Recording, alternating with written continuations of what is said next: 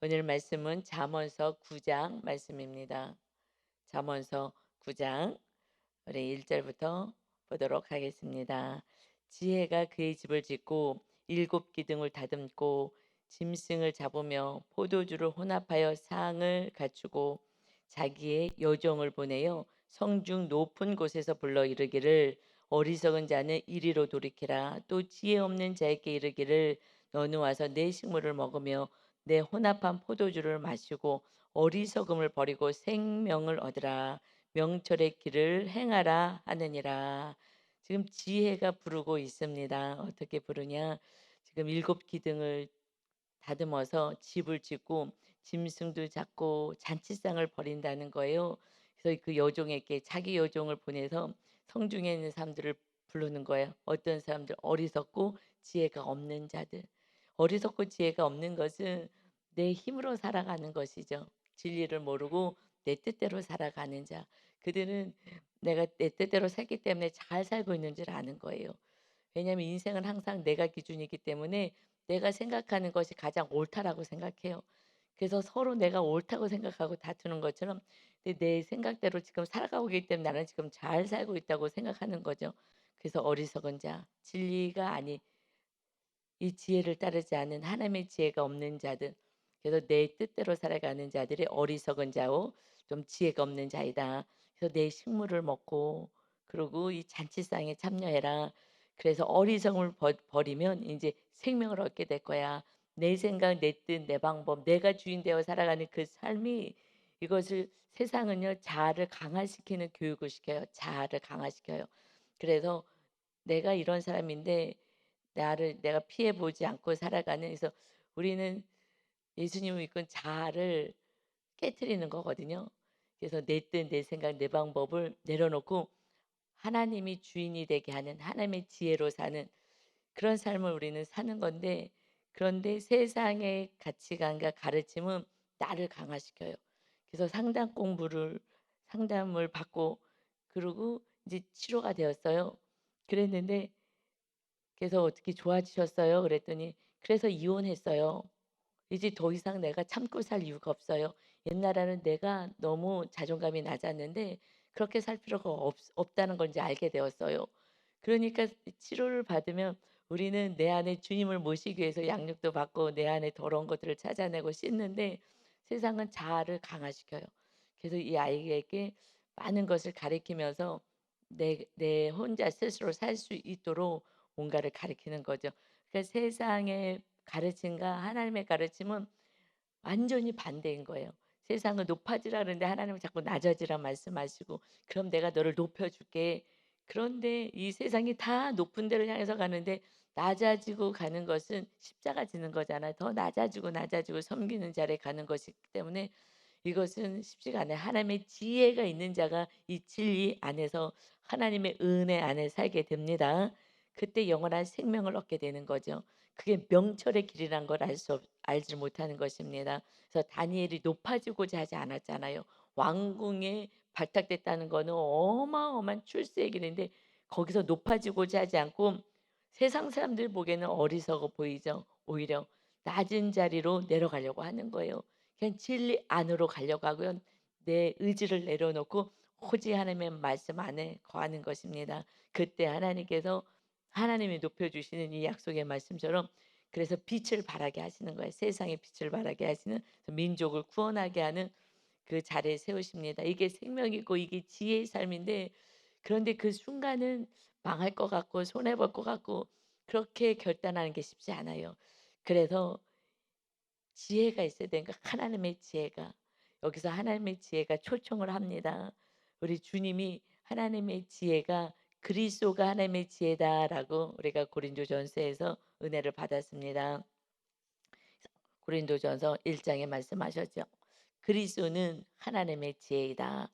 그러니까 하나님의 지혜가 예수 그리스도인 거예요. 그러니까 지혜가 초청한다. 지혜가 초청하는 게 누가 초청하는 거예요? 예수 그리스도가 초청하는 거예요. 구약에서는 예수님의 시대가 아니었기 때문에 신약에서 예수님이 오시니까 이때는 지혜, 하나님의 지혜, 예수 그리스도가 이제 오시게 될 것을 말씀하시면서 그 예수가 생명이 되고 명철인 거야. 예수를 모시고 살아야 돼. 그래서 초청을 합니다. 예수님이 초청을 하는데 우리 신약에서 마태복음 22장에 보면 이제 예수님께서 이제 비유로 말씀하시는데 천국은 마치 자기 아들을 위하여 혼인 잔치를 베푼 어떤 임금과 같으니 그 종들을 보내요. 그 청한 사람들을 혼인 잔치에 오라 하였더니 오기를 싫어하거늘 똑같이요. 종들을 보내었다. 여기도 여정을 보내서 이 잔치 자리에 와라. 혼인 잔치에 와라 하듯이 이렇게 오라고 구약의 말씀이 신약에서 이렇게 해석을 해 주시고 있습니다.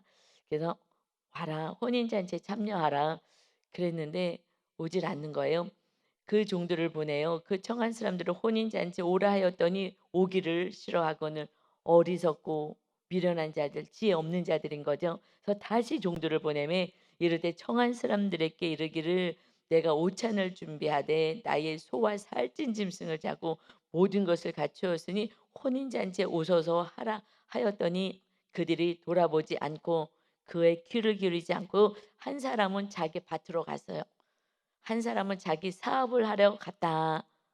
그러니까 뭐 하는 거냐? 육적인 삶만 사는 거예요.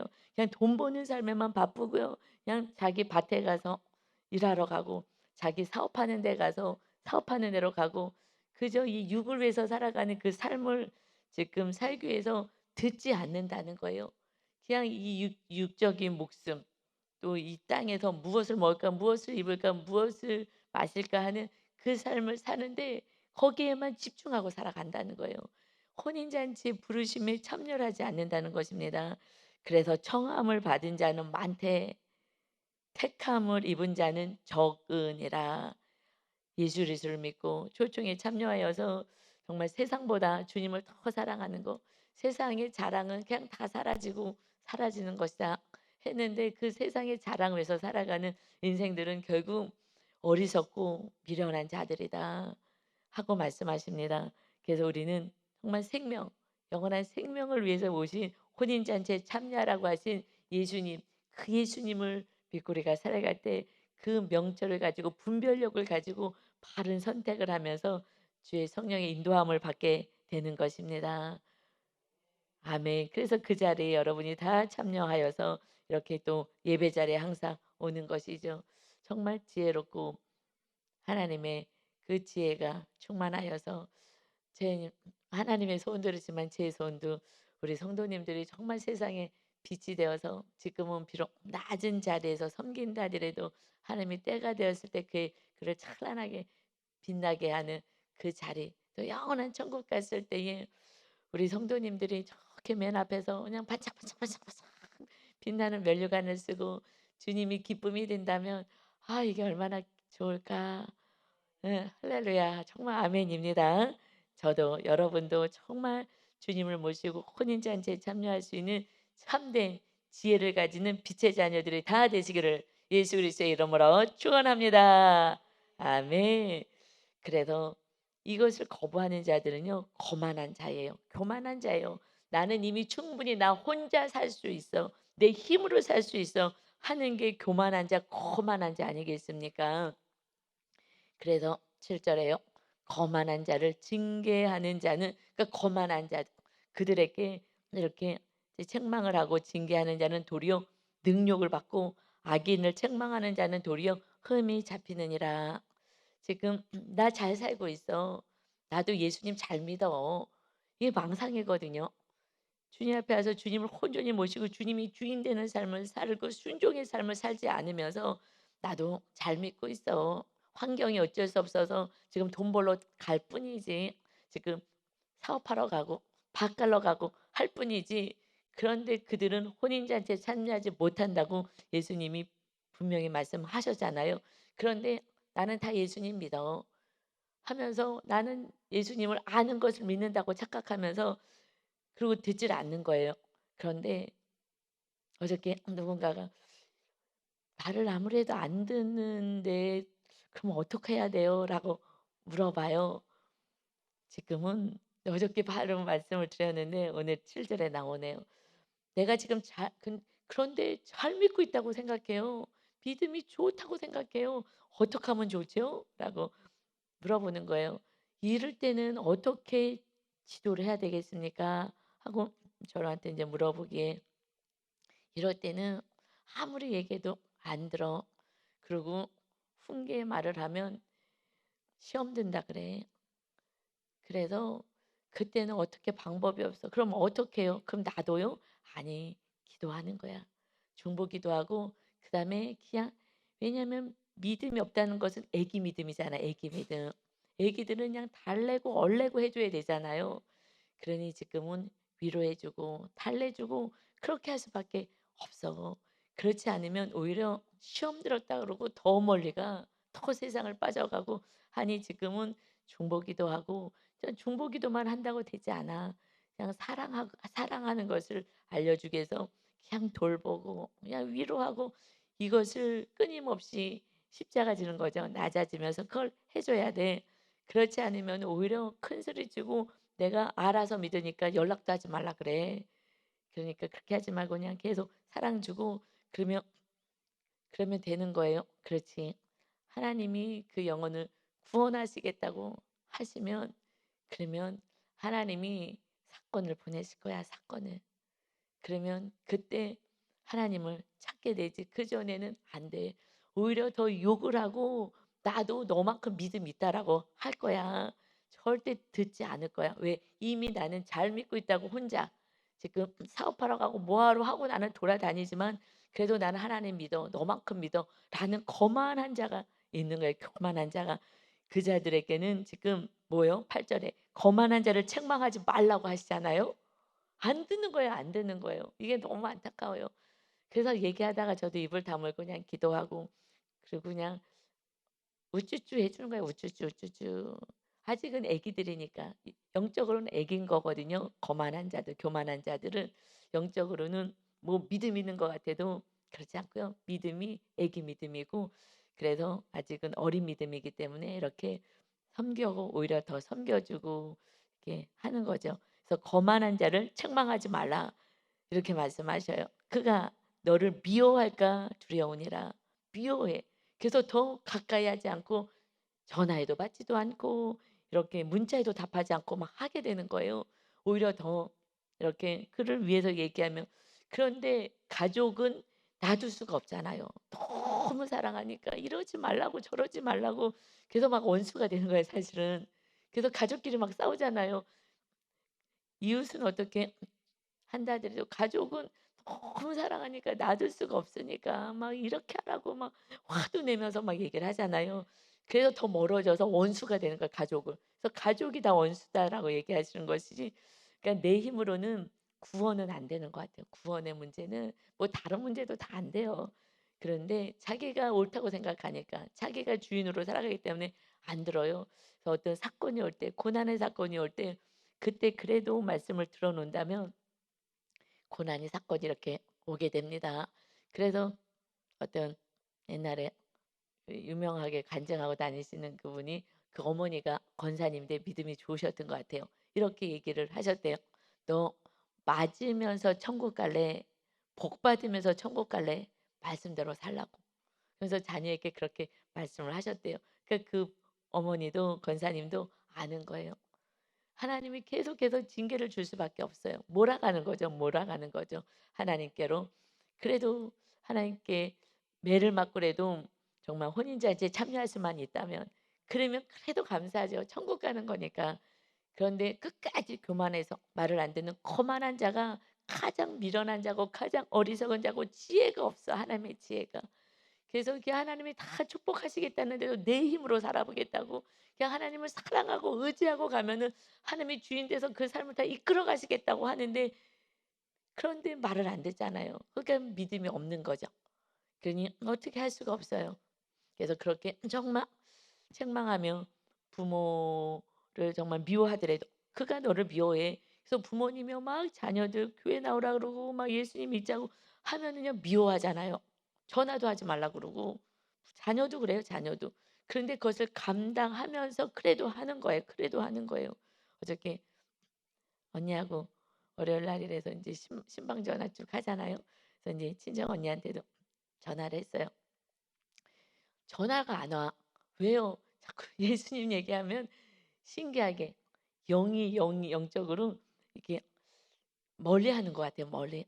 그 이 가족들도 마찬가지. 그래서 이제 제가 항상 해야 되는 거잖아요.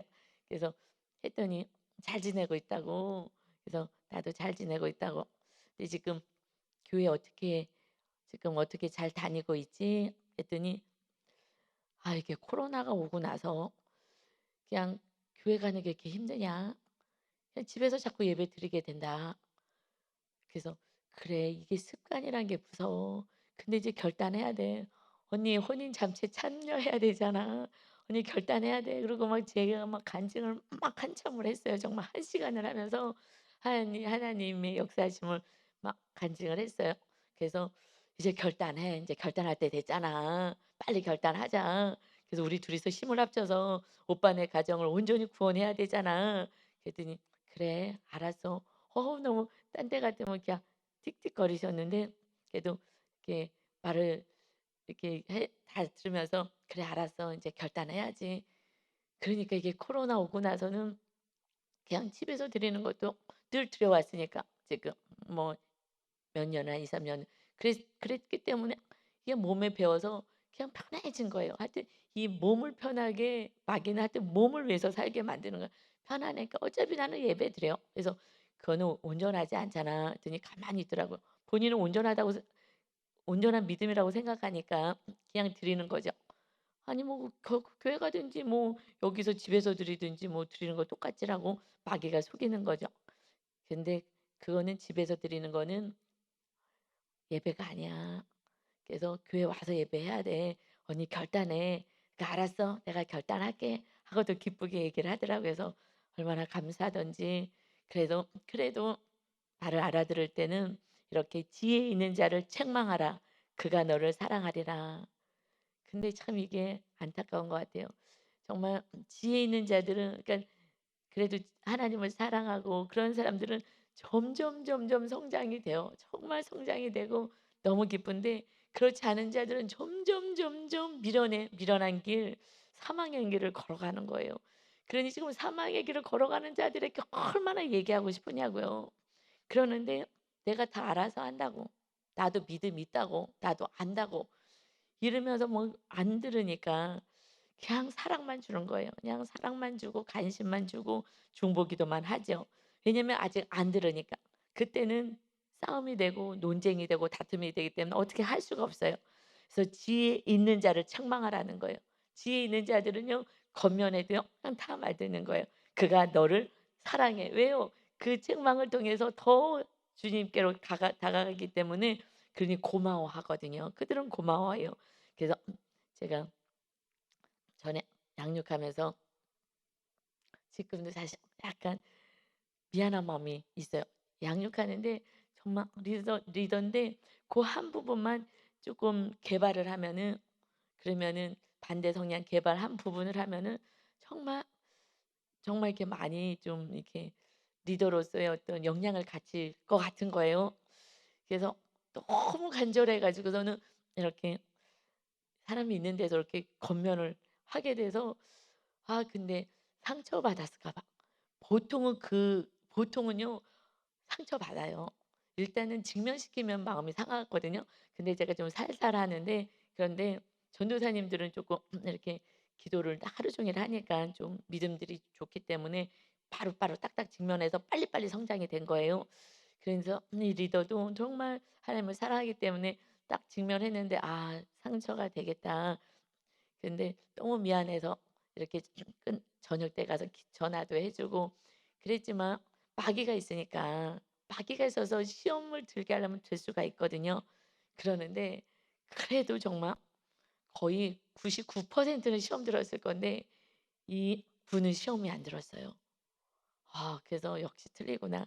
이 지혜 있는 자는 책망을 해도 오히려 감사하게 생각하고 "목사님 그래서요 제가요 더 알게 되었어요." 이렇게 가더라고요. 야 그래서 이 말씀이 정말 딱 맞아요. 정말 너무너무 사랑해서 제가 한 건데 내 자녀같이 정말 너무 사랑하니까 '요거 하나만 좀 이렇게 하면 좋겠다.' 했는데 하여튼 간에 그래서 "지혜 있는 자에게 교훈을 더해라."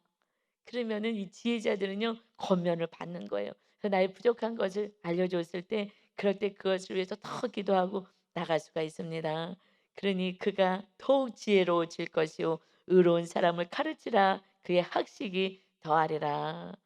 그러니까 그들은 점점 성장되고 하나님께로 가까이 가는 것입니다. 그래서 아직까지는 들을 기가 없는 자들은 그냥 우리가 십자가를 져주는 거예요. 말도 안 되는 소리를 하고 때로는요 막 말도 안 되는 소리를 하시는 그분들이 저를 가리켜. 너무 웃기잖아요. 그러면 애기들이 아무것도 모르면은 자기가 옳다고 막 주장하고 청소년기 때 특별히 더 하고 그럴 때는요 말도 안 되잖아요. 그럴 때는 그냥 논쟁하면 안 돼. 그냥 가만히 있어야죠. 그때는 저도 입을 다물고 "네 알았어요." 그래요. 말도 안 되는 소리죠. 그렇지만은 중보하면서 때에 어느 때에 하나님이 다뤄 주셔야 되는 것 같아요. 그전에는 안 돼요. 오히려 미워한다 그러잖아요. 더 미워하고 "그런 자들은 책망하지 말아라. 지금은 안 들어."라고 말씀하십니다. 그래서요 10 절에요. 10 절에 저는 동그라미를 많이 해 놨어요 10 절에. "여호와를 경외하는 것이 지혜의 근본이다. 거룩한 자를 아는 것이 명철이니라." 아멘. 뭐가 지혜고 뭐가 명철인 거예요? 거룩하신 분, 우리의 거룩을 위해서 오신 예수 그리스도가 하나님의 지혜이시다 말씀하신 것처럼 우리를 거룩하게 하기 위해서 오신 예수 그리스도가 명철이시고 지혜이시고, 그래서 이 성경에서는 계속해서 지혜와 명철은 우리 주님을 모셔라, 주님을 아는 데 힘써라, 주님을 경외하는 데 힘을 써라 라는 말씀을, 옛날에는요 이 잠언서를요 그냥 육적인 걸로 좀 듣다가 또 솔로몬이 이렇게 타락한 것을 알게 되었을 때는, 성도일 때요 제가 일 때는 잠언서를요 별로 안 읽었어요. 아 이거는 정말 말씀을 썼는데 타락을 다 해 버렸으니 마치 솔로몬이 기록한 거죠. 이 성경은 하나님이, 그가 하나님의 지혜로 충만할 때 하나님께서, 성령님께서 이 말씀을 기록할 수 있게끔 해 주신 건데, 정말 1단계여 갖고 저도 교만하고 거만하고 방지한 자였던 거죠. 요만큼 안다고 요만큼 안다고 잠언을 안 읽었는데, 요번에 다시 정말 잠언서가 이렇게 하나님께서 묵상할 수 있게 해 주셔 갖고, 야 이것이 다 예수님에 대해서 말씀하시는 거고, 정말 이 지혜자가 예수님께로 와라 하시는 거고, 하나님을 경외하라고 말씀하시는 건데, 그래서 하나님을 경외하고 정말 사랑하고 하나님을 사랑하는 자, 심판주 하나님을 두려워할 수 있는 자, 그것이 하나님의 지혜야. 이것이 없다면은 방종과 내 뜻대로 살아가는 거예요. 그래서 지옥이 있음을 아는 자들이요 두렵고 떨림으로 사는 거예요. 이게 경외가 두려움이잖아요. 두려워하라는 거예요 하나님을. 왜요? 심판주기 때문에 두려워하는 거예요. 그런데 나의 거룩을 위해서, 지금 거룩한 자 나의 거룩을 위해서 예수 그리스도까지 보내주신 그 하나님을 사랑해야지 누구를 사랑하겠어요? 다른 걸 뭘 사랑하겠습니까? 나의 거룩 위해서 하나님의 아들이 순종하셔서, 그래서 십자가를 져주시고, 그래서 우리가 구원받게 됐으니 이게 명철이야. 이게 분별력 있는 삶이야. 우리들의 삶은 정말 명철한 삶, 거룩을 위해서 살아가는 그 삶을 사는 거야. 그래서 계명이 하나예요. 십자가 지라는 거, 서로 사랑해. 내가 너희를 사랑해서 십자가 져서 너 구원시킨 것처럼 그렇게 살면, 그러면 그의 나라가, 너가 예수님 통해서 그의 나라가 세워졌지. 이제 너를 통해서 십자가 지고 그의 하나님의 뜻인, 주님의 뜻인 이웃의 구원에서 십자가 짓게 된다면 이 땅에 필요한 모든 것은 내가 더할 거야. 그것을 위해서 사는 게 아니야. 하나님의 지혜로 살 때 여러분 무엇을 하면 잘 되는 사업인지가 보여지는 거고요. 그리고 그것을 하면서도 그 일에만 집중하는 게 아니라 먼저 하나님을 경외하고 거룩을 향하여서 정말 가족의 구원과 이웃의 구원에서 사랑하고 십자가를 질 때에, 그때 하나님의 평탄한 길을 열어 가십니다. 아멘. 현재 어려움이 있고 환경이 답답하다 하도 상관이 없어요. 하나님이 거하시며 하나님이 길을 여십니다. 아멘. 그런데 요번 저도 테스트를 받았어요. 제 안에 아직 우상산당이 완전히 빠졌는지 안 빠진 것을 어떤 사건을 통해서 알게 되었어요. 그래서 그냥 뭐 정확하진 않겠지만 그냥 제 느낌에는 한 20% 였는데, 지금 하나 테스트 요번 하나 테스트 합격해서 한 저기 15% 남은 것 같아요. 5% 인제 순종해 갖고 잘라내고 우상 산당이 성공 우상 산당이 그것이 한 15%가 아직은 남아 있어요. 이게 그냥 뿌리가 너무 깊은 거예요. 막 어렸을 때부터 그렇게 양육을 받아와서 가정 안에서 그것이 산당인 거거든요. 그렇게 받아서 이것이 빠지는 데는 요번에 힘들었어요. 마귀 공격이 너무 있어 가지고 '아 이게 마귀가 이렇게 공격하면 뭐 어떻게 할 수가 없구나.' 그런데 그렇게 공격한다는 건 하나님이 허용하신 거잖아요. 그래서 '아 내가 요번에 막 우상 산당을 뽑겠다고 막 결단을 하고 막 이렇게 기도를 하니까 하나님이 허용을 하셨구나.' 하면서 하여튼 기도하면서 그냥 '나는 반드시 순종할 거야.' 그리고 이제 어떤 사건에서 그래도 주님이 십자가 지고 순종하신 것처럼 저도 막 아니 십자가 잘 지었는데 막 지기 싫은 거예요, 어떤 다른 영역에서. 이게 뭐 구체적으로는 얘기하기가 이렇게 다 연결되어 있으니까 좀 어려워요. 가족 얘기는 편하게 오픈할 수 있는데 그래서 하여튼 그래서 인제 십자가를 그래도 하나님 알았어요. 전 질 거예요. 근데 마귀가 "야 그만해, 그만해. 너 지치지 않냐? 그만해라. 이만하면 됐어. 너 훌륭하다." 자꾸 이러는데 막 하여튼 막 그래서 딱 십자가를 딱 졌어요. 그랬는데 그냥 다 술술술술 풀리는 거야. 결단만 하면 돼. 그냥 결단만 하면 돼요. 그랬더니 뭐 제가 지지 않아도 되는 결단만 했을 때 하나님의 길을 확 여시는 거예요. 야 내가 이거 알면서도 마귀가 공격할 때는 자꾸 내려놓고 싶은 거예요. '아 그냥 편하게 조금 편하게 갔으면 좋겠다.' 이런 어떤 영역들이 있는 거예요. 그러니깐 그냥 몸을 편하게 사업을 위해서 그냥 내 뜻을 위해서만 살게 만드는 것이 이게 마귀의 역사인 거예요. 근데 하여튼 요번에 순종을 해서 제 그 우상 또 그 산당이 한 5%가 빠져나갔어요. 할렐루야. 그래서 결국은 순종인 거예요. 그리고 결국은요.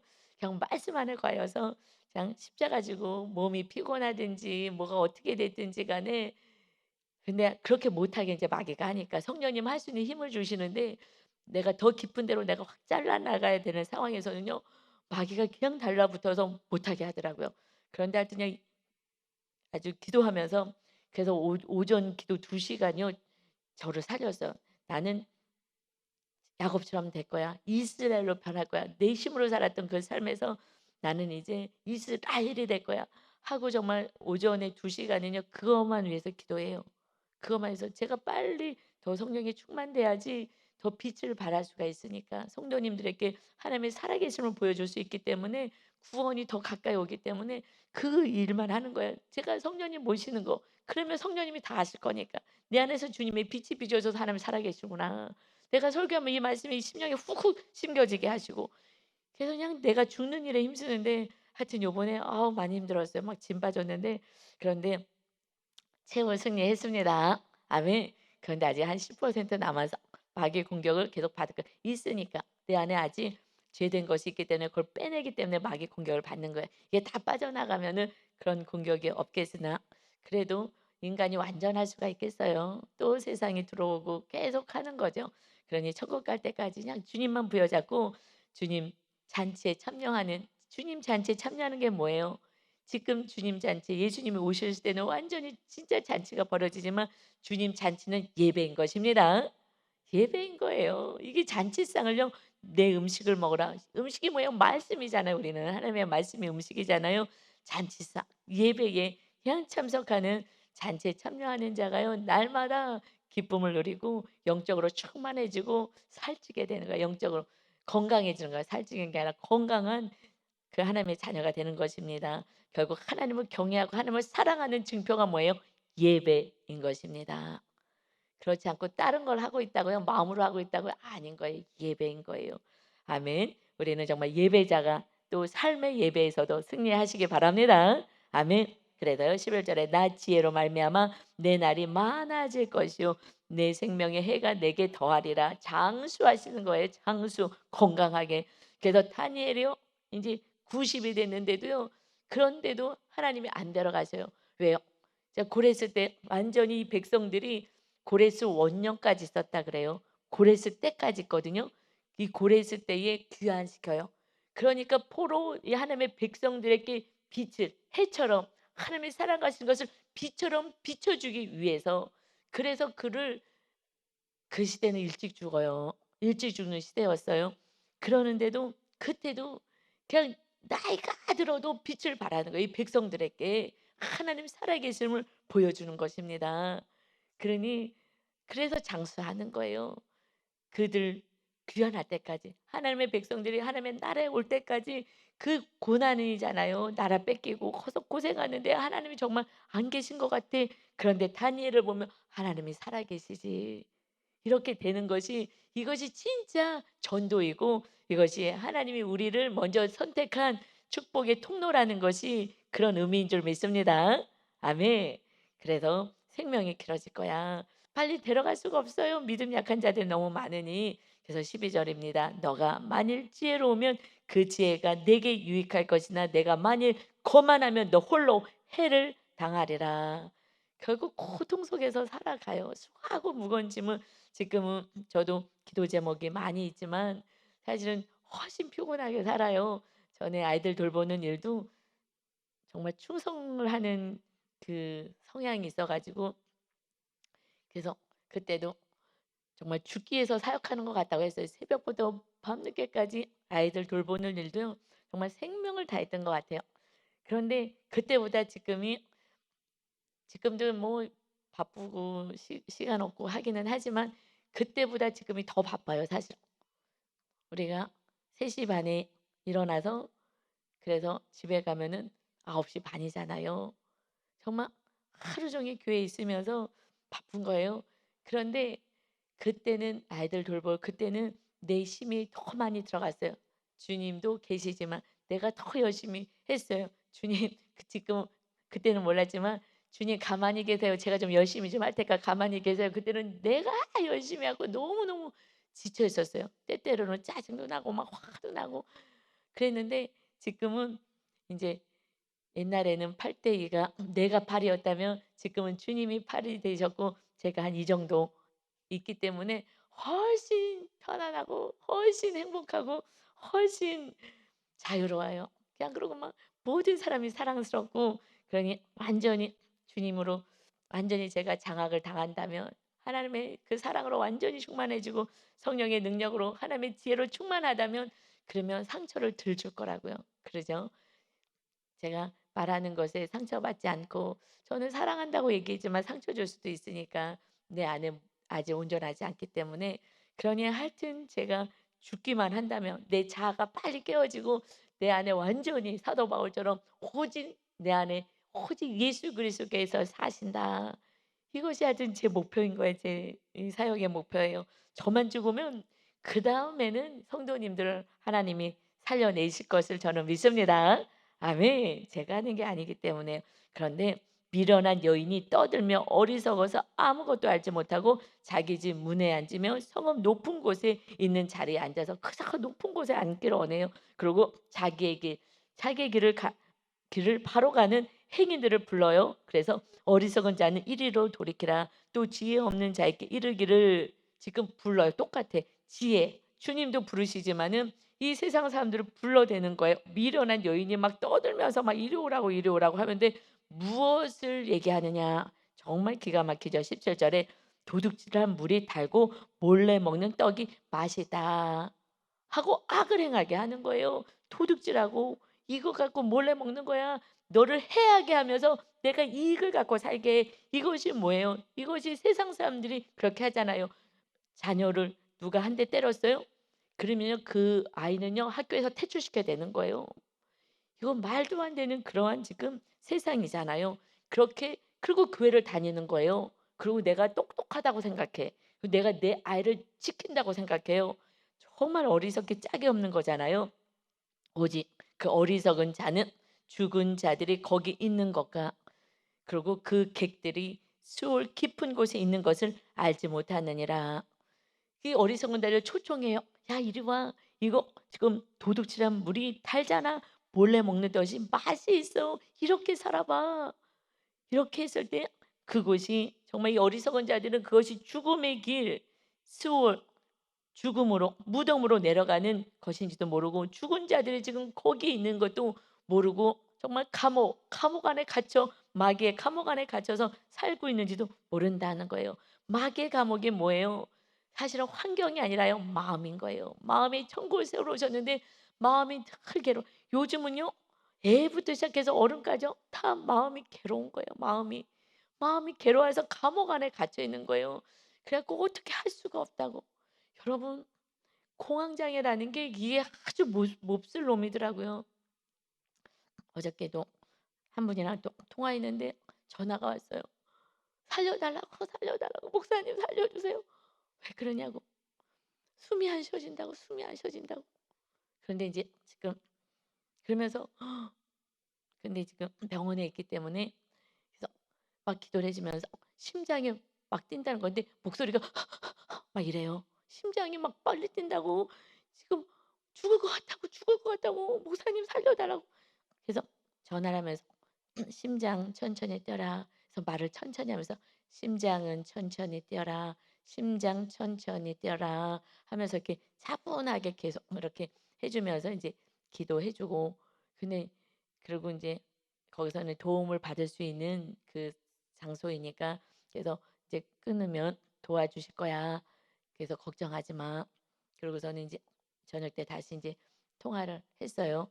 그래서 근데 얘기를 하는 거예요. 그런데 심장은 멀쩡했대요. 심장은 멀쩡한데 진짜 심장이 막 팍팍팍팍팍 뛰는 것처럼 자기가 느껴지는 거예요, 공포 때문에, 불안 때문에. 그런데 체크를 했는데 똑같은데 그 순간에 저한테 전화를 해서 제가 정말 그 위급한 상황을 알겠어요. 여기서 "힘들면 빨리 목사님한테 전화해야 돼." 그냥 심장이 막 이게 말을 안 듣는 거예요. 그런데 체크하면 심장은 고대로 정상인데 심장이 막 헐떡헐떡 거리더라고요. 막 심장이 막 뛴대 막 심장이 막 뛰어요. 심장이 막 뛰어요. 그러면서 막 인제 죽을 것 같은 이제 공포가 막 오는 거죠. 근데 오은영 박사님도 그런 경우가 있었다고 해서 내가 알려줬어요. 오은영 박사님도 너무 스트레스를 그때 레지던트 할 때 받아 가지고 그런데 20 분만 지나면은 이게 가라앉는대요.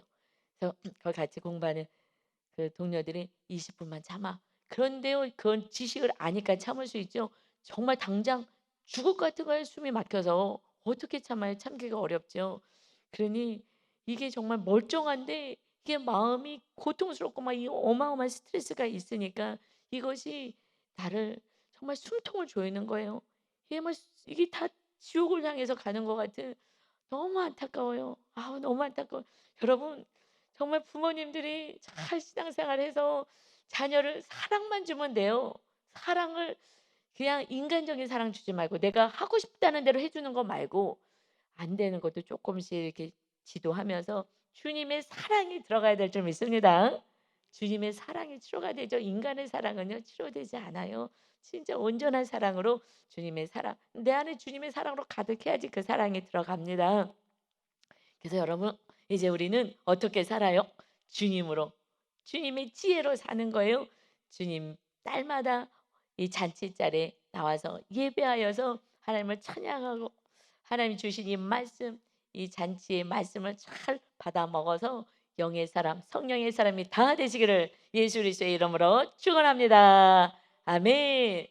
아버지 하나님 정말 마음의 고통 가운데 있는 영혼들이 많습니다. 아버지 하나님 불쌍히 봐주시고 하나님의 우리 성도님들 치료하여 주시고 어리석은 자의 길을 가고 있다면 주님 부르시는 혼인잔치에 참여할 수 있도록 지혜의 자가 되게 하시고 주님을 사랑하는 자 그것이 지혜의 근본이라 하시고 거룩한 삶을 살아라 하셨습니다. 이것은 거만한 자로 가지 않는 것은 주님이 주인 되는 것입니다. 내 삶의 주님이 주인입니다. 날마다 말씀을 먹고 이 예배의 잔치에 참여하여서 날마다 거룩함으로 정말 살찌는 자, 영적으로 힘을 얻는 자, 장성한 자의 은혜가 있게 하여 주옵소서. 오늘도 우리와 함께 하시는 주님을 찬양하며 우리를 지켜주시고 돌보시는 주님 안에서 안식을 누리는 우리 모든 성도가 되게 하여 주옵소서. 감사드리며 예수 그리스도의 이름으로 기도 올리옵나이다. 아멘.